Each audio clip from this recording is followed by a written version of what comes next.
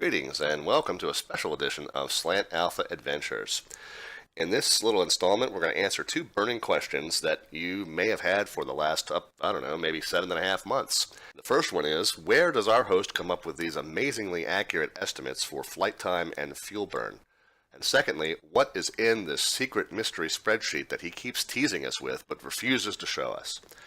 Well, I'm not going to show you the planning spreadsheet that I use because I've added so much to it over the years and made it so complicated, and the formulas have kind of just gotten compounded on themselves.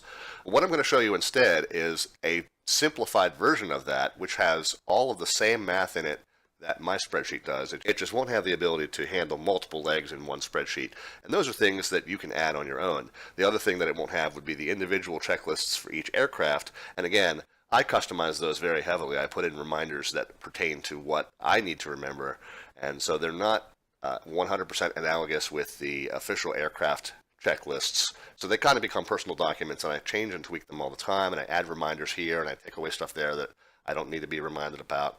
And so those are, kind of just suited to the way I fly. You can build those on your own, but at least today, I will show you how to do the mathematical calculations that I do to arrive at the fuel and time estimates that I use. And as you can see at the end of most of my streams, they tend to be pretty dead on. So hopefully if you put this together on your own, then you can start using some of these pretty accurate estimations in your own flying as well. So I've opened up a generic Microsoft Excel spreadsheet, and this is an older version of Excel. I apologize for that. However, the major functionality that you need should all be here.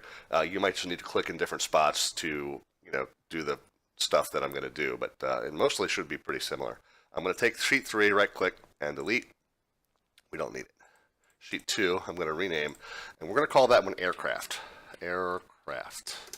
All right, we're going to take sheet 1, we're going to rename that and call it planning. All right, in tab 2, this is a pretty simple one. We're going to start with a little chart. Type, cruise, burn, and capacity.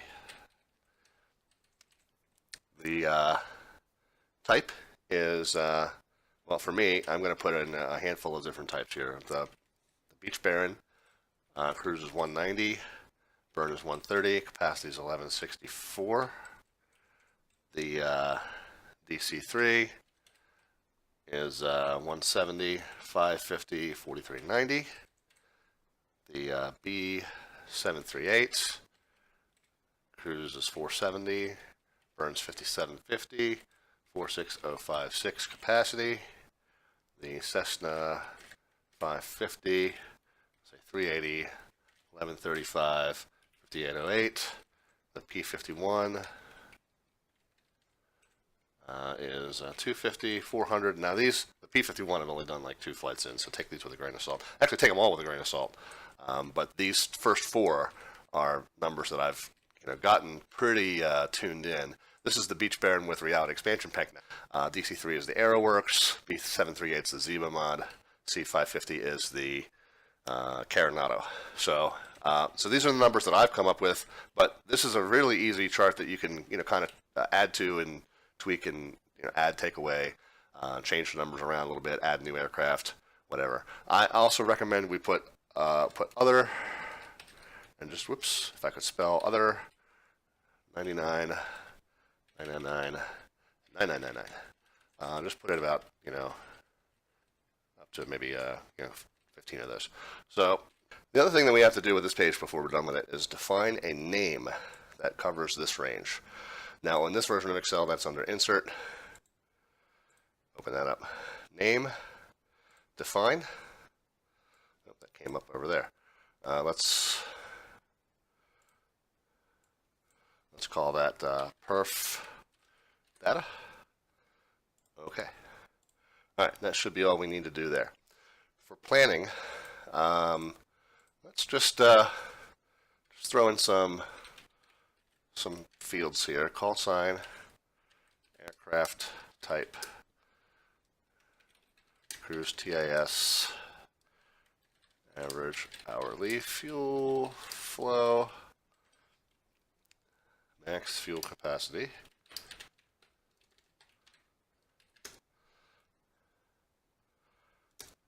And then for the planning purposes, origin ICAO, origin elevation, pushback time, estimated wheels up time, time, route to primary, distance to primary, cruise altitude, estimated en route headwind, destination ICIO, destination elevation, estimated touchdown time, estimated time on block, distance, distance to alternate, and alternate ICA up. Then we'll go to the times, estimated climb time, estimated cruise time, estimated descent time, estimated total flight time. Taxi out, and this is going to be where the fuel calculations go. Taxi out fuel, primary trip fuel, primary contingency fuel, taxi in fuel,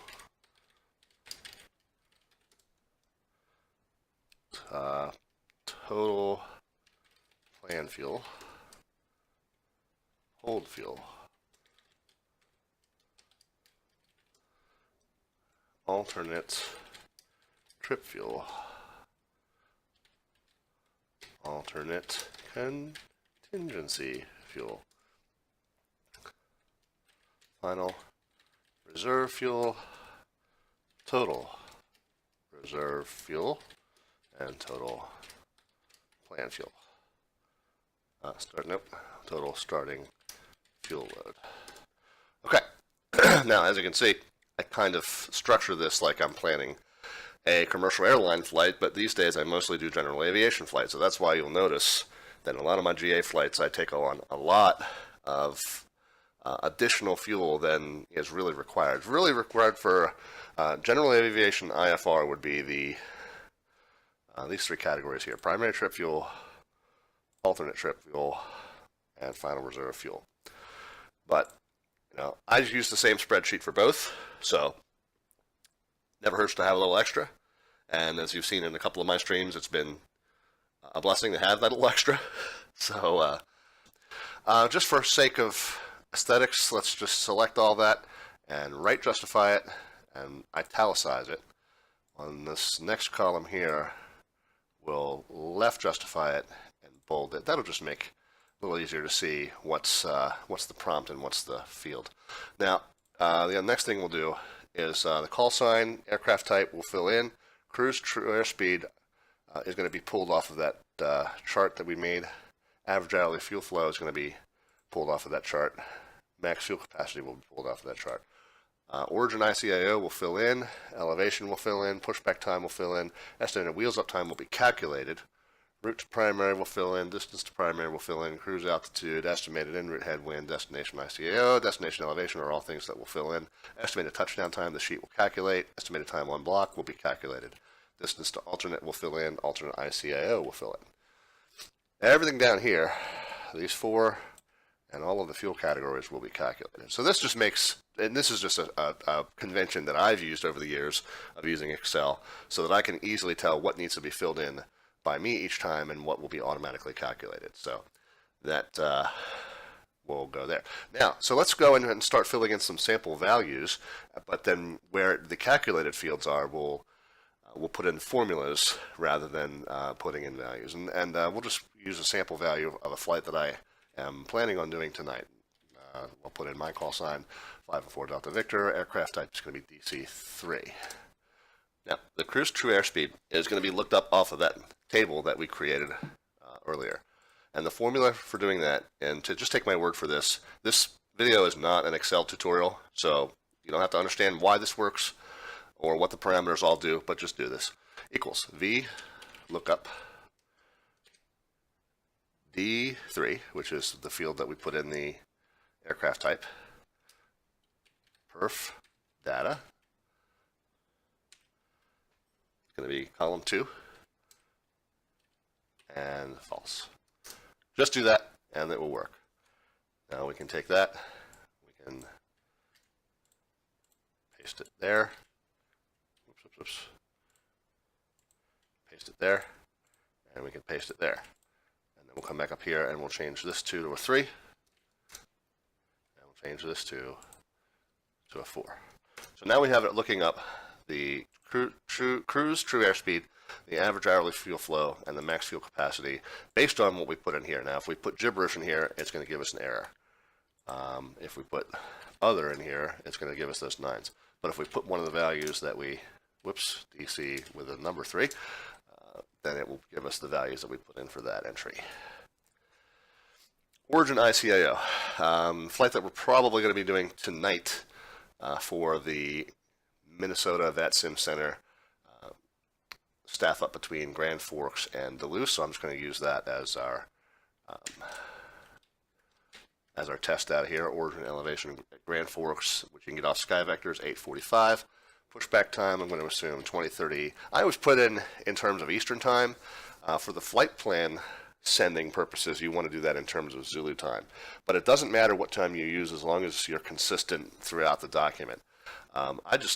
Since I'm always going to be referring to Eastern time when I'm looking at the end to see if I made the estimate or not, I just put it in terms of my local Eastern. And then I just do the Zulu conversion. The one time I need to do the Zulu conversion is for sending the flight plan, and that's the only time I need to think in terms of Zulu, really.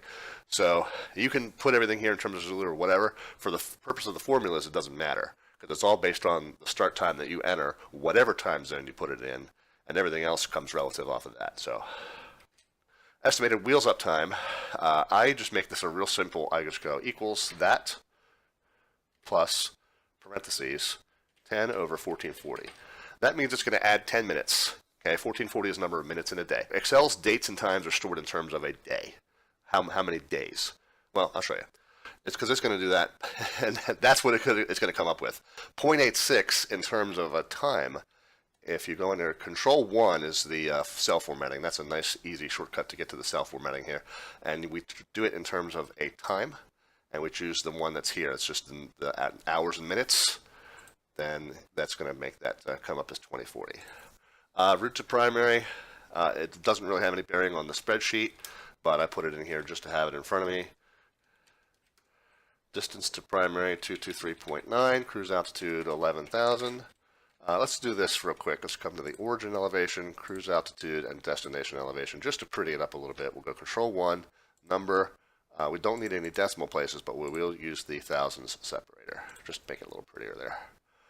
Estimated Enroute headwind. This is something you can get off of Active Sky.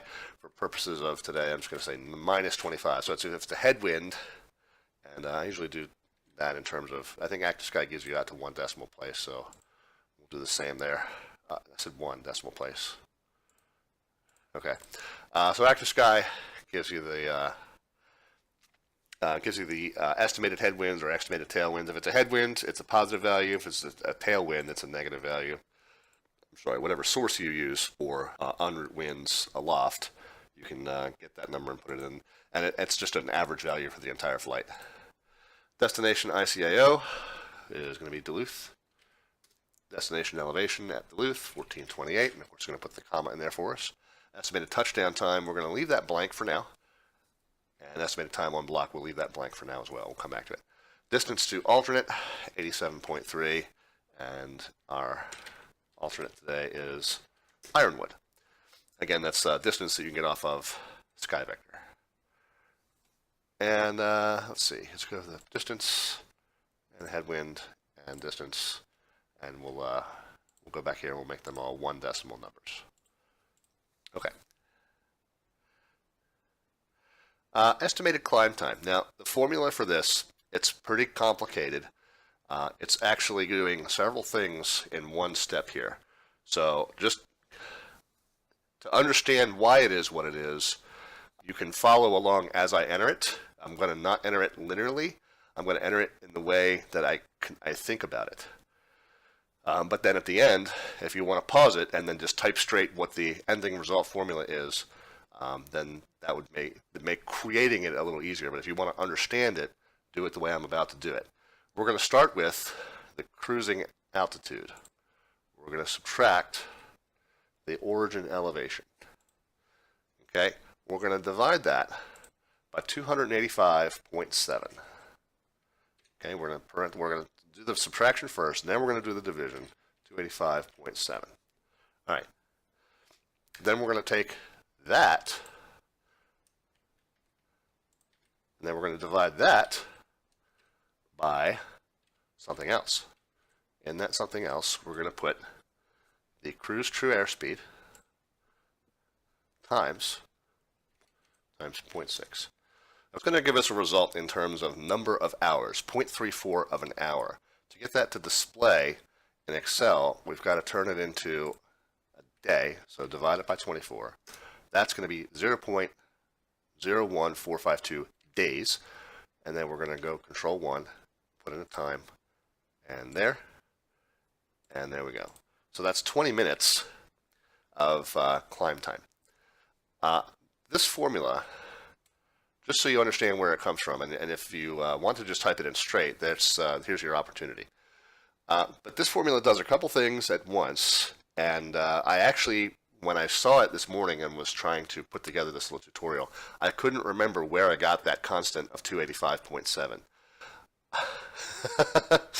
So there's a little bit of a math magic to it, but if you ever heard me talk on stream about how I like to use a climb ratio of 3.5 miles per every 1,000 feet. What this formula does is it takes the distance that you have to climb, hence the cruise altitude minus the origin, and if you go 1,000 divided by 3.5, there's your 285.7. So I've rounded it a little bit for the purposes of the formula, but this formula takes the distance that you have to climb and it turns it into how many nautical miles it's going to take you to do that climb, and then it takes the nautical miles times the speed that you're going to be doing as you climb. The speed is that value up in delta 4 up here, but then it takes that and multiplies it by 0.6 because it assumes that your climbing and descent speed is going to be about 60% of your cruise speed. Now again, those are kind of round figures that have worked for me. You can tweak the spreadsheet however you like. So the 3.5 is where that 285.7 comes, so you can adjust that downward, or upward rather, if you want to use a more aggressive ratio of 3 to 1, then you can make that 333.3. And there'll be a couple other places where you will want to make that change as well. And then the 0.6, you might tweak that value as well. But that's where that formula comes from, and it's a little bit complicated looking on the screen because it's doing several steps within one formula. So let's skip down to the descent time because we can probably understand this one a little bit better now. It's going to be basically the same thing that we did before. It's going to be the cruise altitude minus the destination elevation. We'll take that, put a set of parentheses about it. We'll divide it by 285.7. We'll take that, put a set of parentheses about it, and then divide that by the cruise to airspeed times 0.6. And again, that gives us a value in terms of hours. To make that display right, we'll make it in terms of a day. We'll go Control 1, time, hours and minutes, and there we go. Our descent time is 90 minutes. It's a little less to descend because we're not descending as far. We're only descending to 1,400, whereas we started from 800. All right, cruise time is a little bit more involved because it's now going to take the distance that we're traveling. It's going to subtract out the pieces that we just did, and then it's going to take the rest by our cruise speed. So again, it's a multiple step formula, and here it is In the concept order, we're going to start with the primary nautical miles, distance to primary. We're going to subtract out 2 times the cruise altitude minus the origin and the destination. So we're not really going to twice the cruise altitude, but we're accounting for both the climb and the descent. So we're going to take that value, put parentheses around it, divide it by that familiar constant now.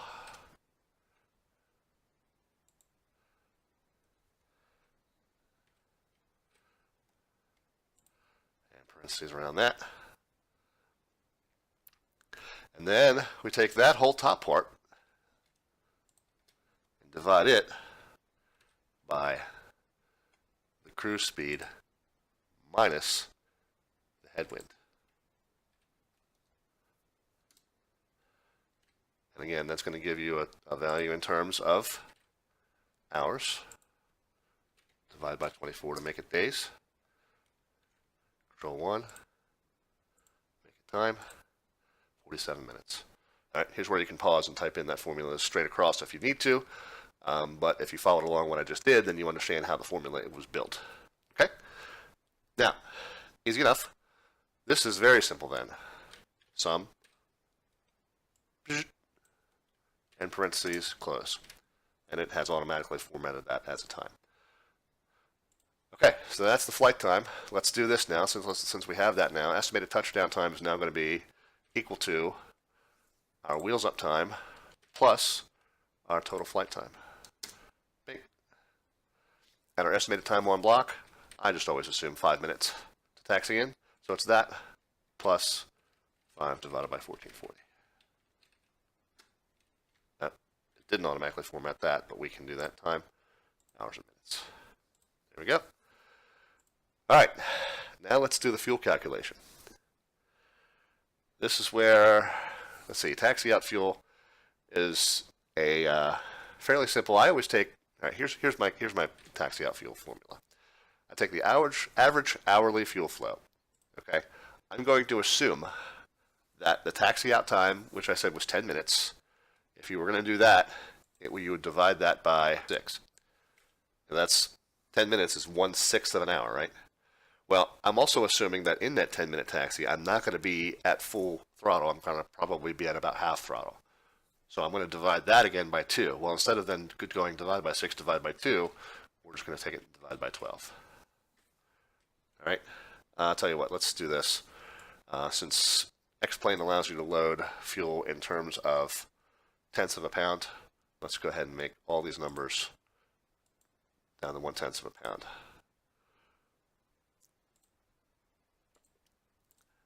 Okay.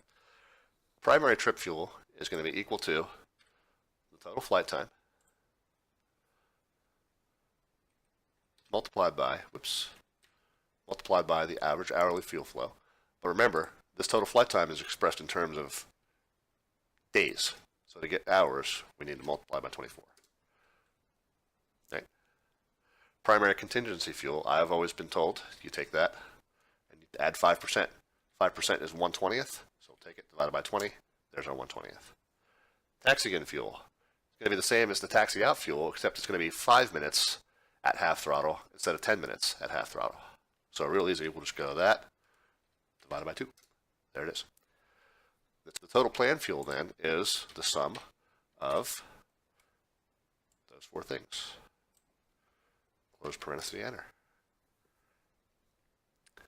Hold fuel, I've always been told half an hour. So we'll take average hourly fuel flow divided by 2. There you go, 275 on the nose. Alternate trip fuel is going to be, this one's a little bit tricky. I'm going to take the distance to the alternate, divide by the cruise true airspeed, and then we're going to multiply that by,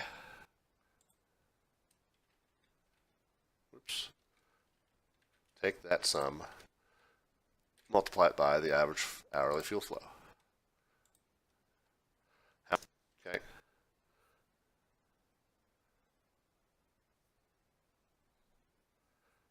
However, you got to assume that you're not going to be doing your actual cruise true airspeed.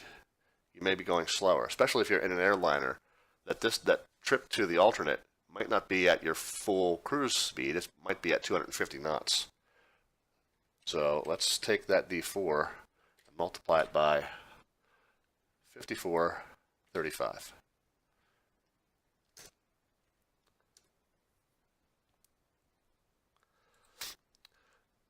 The way I come up with that is, if you're going to be at 250 knots instead of 460, 5435-ish, okay?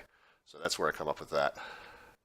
And if you want to just type that in straight rather than build it like I did, there's your opportunity to do that. So that just accounts for you having to make that trip to the alternate at a slower pace that you would than as your regular flight.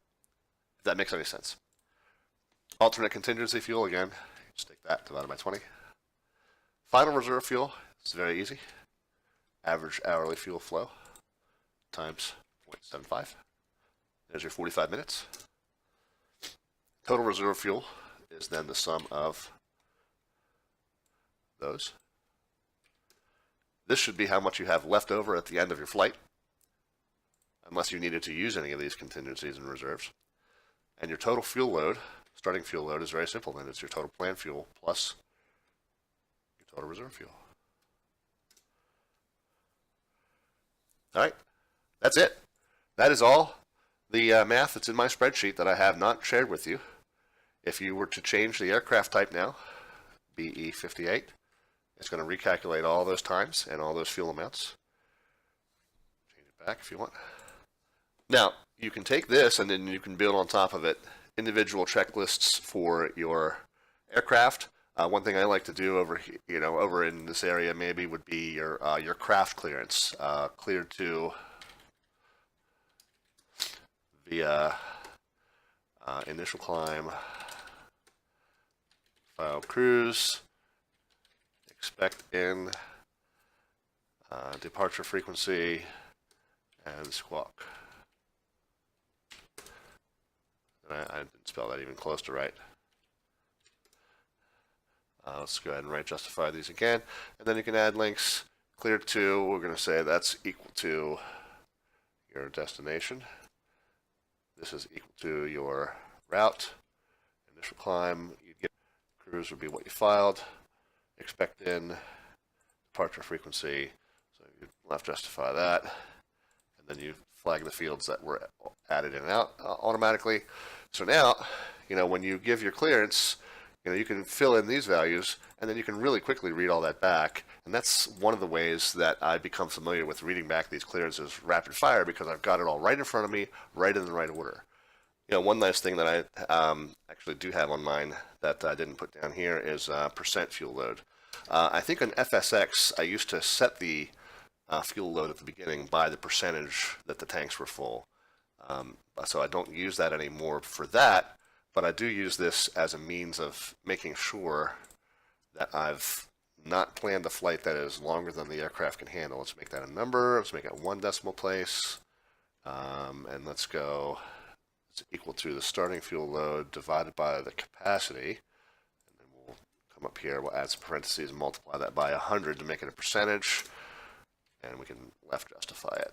But there, so we're filling the tanks to 49% capacity. Well, we know if we're going to do distance to primary, distance alternate, if we're going to do, like a 2,000-mile flight, that's 168% of capacity. So we know that we can't do that. So it's just, another additional check and balance to make sure that the numbers that you put in make sense. So I hope that this has been useful to you and informative, and maybe will become useful to you as you continue your sim flying career. All right, thanks for checking us out, and we will see you live on Twitch TV. In the meantime, please travel safely in your own adventures. We'll see you soon.